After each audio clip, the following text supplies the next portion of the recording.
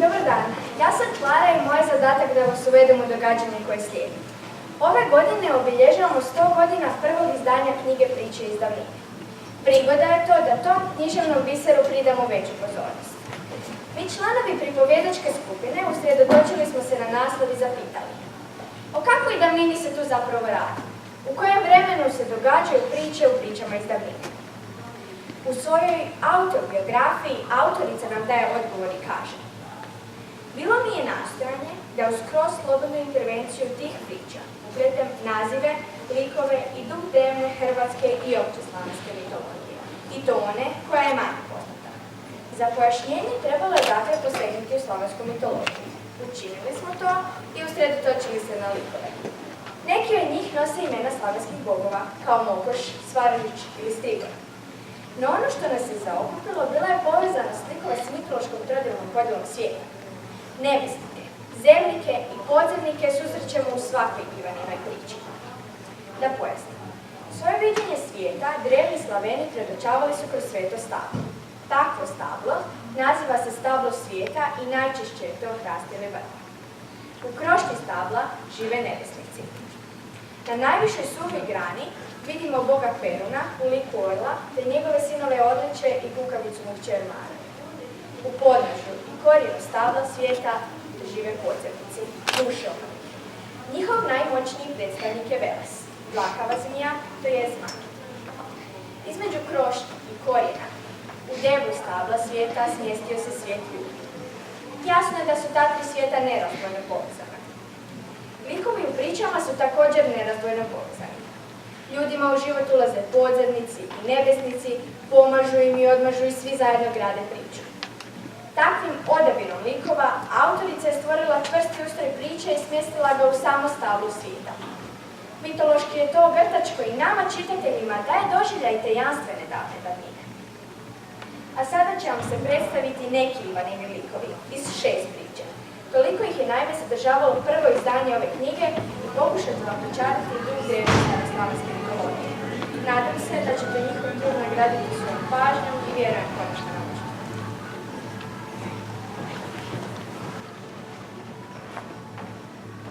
Ja sam Mokoš, najmoćnije žensko božanstvo. Žena sam boga Peruna i majka njegove djece, no moja moć ne proizlazi samo iz ovog braka, već iz moje posebnosti. Da se zna, Mokoš je samo jedno od mojih imena i dolazi od riječi močiti mokar i kaže da sam nerazdvojno povezana s vlagom. Ja sam mokra Mokoš. Ljudima je zato često nazivaju majka vlažna zemlja ili samo majka zemlja. Ta moja vlažnost čini me je bliska s Bogom Velesom koji je, kao što ste čuli, vječno okružen blatom. Tu se krije tajna moje posebnosti. Zovu me i gazdaricom na vratima jer neprestano prelazim iz Perunovog suhog u Velesov vlažan svijet. Vraćam se opet Perunu, ali i s jednim i s drugim provodim podjednako vremena. Ljudi me zato smatraju preljubnicom i nevjernicom, ali kako objasniti da je tako moje ponašanje nužno? Ja sam ona koja mogu i s jednim i s drugim i povezujem ih u njihovoj isključivosti i njihovoj suprotstavljenosti. Kao što se zima i ljeto dodiruju u proljeće i jesen, tako se u meni i kroz mene dodiruju Perun i Veles, život i smrt, red i nered. U priči Sunce Djever i Neva Nevičica prikazana sam u vrijeme moje bliskosti s Velesom, kad stanujem u glibu pokraj močvare i brinem za nejako sunce. U priči također koristim ključeve kako bi krojila sudbinu likova. Kao što sam već rekla, držim ključeve koji je odjeljuju Peruna od Velesovog svijeta. Otključavam ih i zaključavam prema svojoj volji. A to znači da ja odlučujem koga ću i kada pustiti u Virej, u Velesov svijet mrtvih i obratno. Takav ključ dajem i svome sinu Jarilu, da otključa vrata koje spaljuju ova dva svijeta i da se u proljeće izvira vrati gore, u naše dvore. Da, ja sam ona koja plete niti života i odlučuje o sudbini. Ljudima pokazujem svoje opako, ali i milostivo lice. To što me vidite u obličju vrane, prikazujem vam samo koliko sam moćna pretvoriti se u što god poželim. Da, takva sam ja. Naravno čita. Neva kao nebesna, neviđica kao nebesnica. suđenice su mi pri rođenju prorekle da će mi sunce biti djeve. Djeve, kao što znate, je mužev brat, koji po tradiciji nevjestu vodi do mjesta u kojoj se uvijek. Ja se dakle predajem u sunčevu kuću, sjajne dvore. Mjesto je to gdje je prebila Romanik Pero, njegova žena Mokoša, njihovi sinovi i kći. Dom je to Boga Jarila i njegove nevjeste, sestrice moje. Da stvar bude bolja, u život mi se petlja Božica Mokoš, pa ima sposobnost pretvoriti se u što počne. Poznala sam je kao ubavu i mu sam ubavu i nisam mogla znati za njezino dobro i zbognice. Zašto baš na krijesni dan? Da vidimo što kuda. Krijesni dan je važan dan u godini. To je svetkovina posvećena vjetnom suncu i vjetnom suncostanju. Vrijeme je to bujne radosti, bogavljene žetve. To je Ivan, to je dan svete svadbe, svadbe božanske djece, Peruna i Mokošine djece, brata Jarila i sestre moje. Njihovom svadbom otvara se i pokreće godišnji ciklus svetkosti. Jarilo, pol vegetacije i godišnje propusti, koji dugo goduje i sve oko sebe godije, došao je da je sad to obloženo i ovo. Careva iz priče živi u očevim dvorima i čeka onoga ko će pronaći njezin ključ. Taj ključ trebao bi pronaći plodonostima Božene i omogućiti joj da dođe do svog skrbljenog ruka. A što se događa? Zahvaljujući Mokoš koja se igra mojom sudbinom, ključ odjednom pripadne meni, a ja ga dajem svom junaku, Olehu Baku. Mi smo dakle suvlasnici ključa koji nam ne pripada. Jasno da su Mokoš i carevna pobjesnili kada su saznali što sam učinila sa ključem i odlučili me ubije kasnije. Jer tko ima ključ, ima i ključ. Ključ, kao što znate, otvara vrata koja spajaju dva različita prostora. U ovoj priči to su dva različita svijeta, božanski i ljudski, a tako dvije svadbe, božansku i ljudsku. Ljudska svadba obrnuo ponaša božansko, jer nije dobila svoju plodonosnu snagu. Sve se tu vrti oko plodnosti. I zato je krijesni dan, i zato je sunce moje djelo.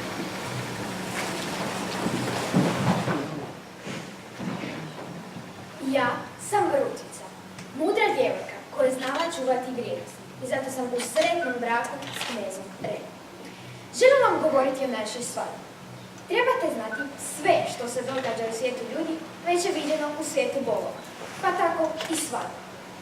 Svadba vam je zapravo obradno ponašanje i obnavljanje božanske svadbe. Bogovi koji se sjedinjuju božanskom svadbom su Jarilo i Mora, ili po naški Juraj i Mara. Priča ide ovako. Bog Juraj vraća se iz podzemnog svijeta, nakon što je svojim mačem pobjedio zmiju Veles. Pošto je on Bog plodnosti, pa kudom ide sve plodi, zemlja tad obilato rodi zelenim rasenjem na radost ljudi i života. Ide on prema dvorima svoga oca Peruna, gdje se nalazi njegova brata i sestrica Mara, sa zlatnom jabukom u ruci. Tu jabuku Mara će dati svom plodorodnom bratu, kao znak pristanka na sjedinjenje. Svadba brata i sestre je, kao što znamo, rodosrednuče. Zašto to bogovi rade? Ne znam, ali znam da ono što je dozvoljeno bogovima nije i nama ljudima. A pošto se u nama ljudima zrcale priče bogova, Relja i ja odrasmo Juraj i Mara. Ja se u priči nalazim, kao što znate, pri vrhu Kite Španjera, kamo sam dospjela zahvaljujući Bogu Kliku. Mara pak na vrhu stabla svijeta, na suhoj Perunovoj grani u očevim dvorima. I jedna i druga čekala, a zna se što čeka. Moj Relja vere se uz Kite Španjere, da vladaju bića podzemnog svijeta. Ide mi ususret, kao što to čini Juraj, idući starog svijeta u dvore očeve. Obojica će doći do cilja. Relja će raditi isto što i Juraj. Relja će obrađivati zemlju, da će mu obilno roditi zelenim rasenjem, kao što je plodorodnom Juraj. Relja će pobjediti zmaja Odina, kao što je Juraj pobjedio zmijove rase. Biće svadba, biće sjedinjenje, ali neće biti rodarsko vruće, jer moj brat je jaglenac, a ne Relja. I bit će sve kako treba.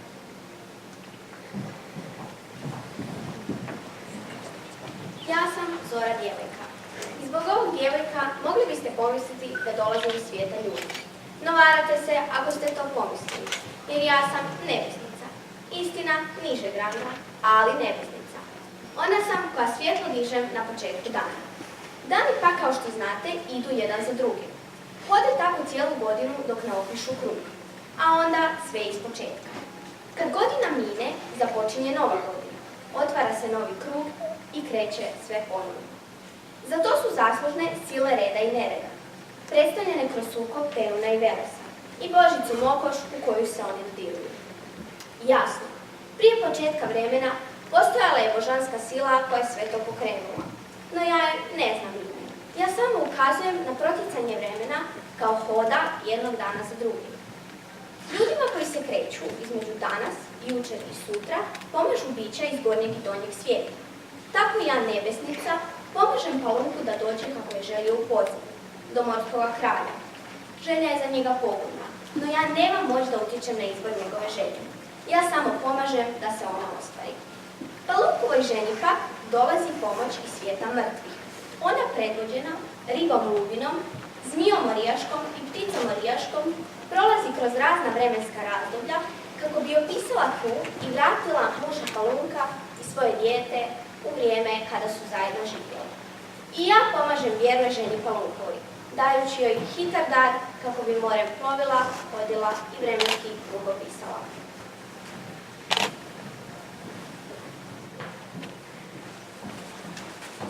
Ja sam mala bila kosinka. Silazim na zemlju s oblaka, što će reći s nižih dijelova nebeske hijerarhije. I kao tako nisam baš previše zanimljiva, pa vam neću govoriti o sebi.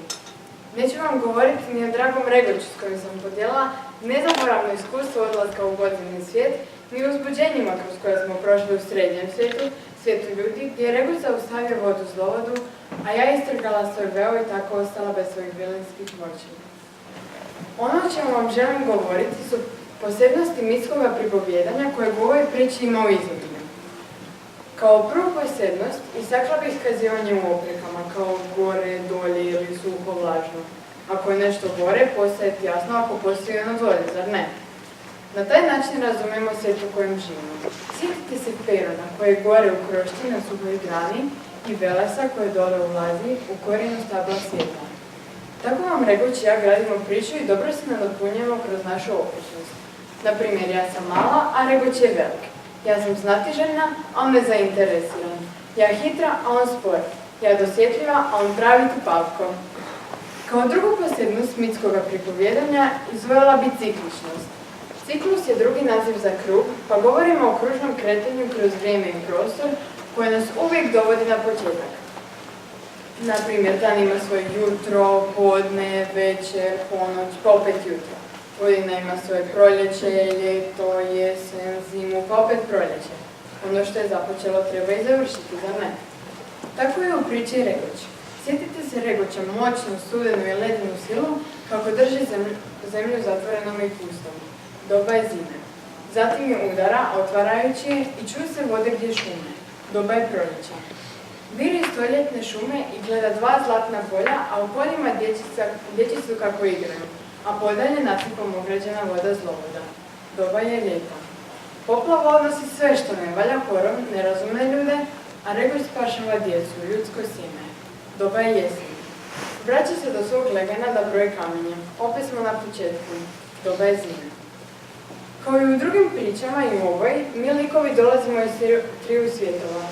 No, trivijalnost je u ovoj priči dana kroz elemente vode. No, bojim se da bi vam još ovo pojašnjenje bilo previše. Zato, ako ste znatiželjni, potražite odgovor sami, jer sve je u priči. I još za kraj, pazite kako koristite svoje ljudske moći da ih ne potratite. Ja sam sve vilinske moći iskoristila za spas prijatelja.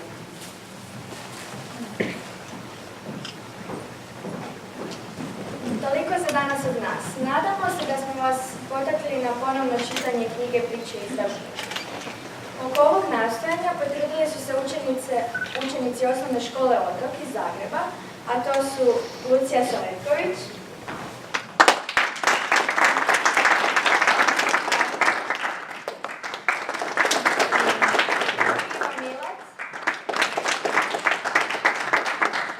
Sara Rablić i Petrunjela Baček. Kako ste se pripremali za ovaj projekt? Znači sve je to krenulo u našoj školskoj knjižnici i naša knjižničarka je došla na ideju da tako predstavimo ljudima i da im malo više pojasnimo sve vezano za slavensku mitologiju. I izradili smo kostime u Pučkom otvorenom učilištu. Koliko ste dugo to istraživali? Pa sve je krenulo početkom ove školske godine.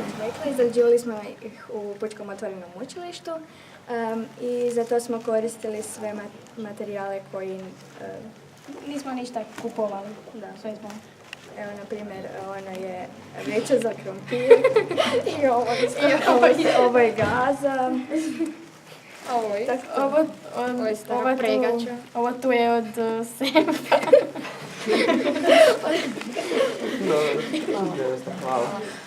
Nema na čemu. Ovo je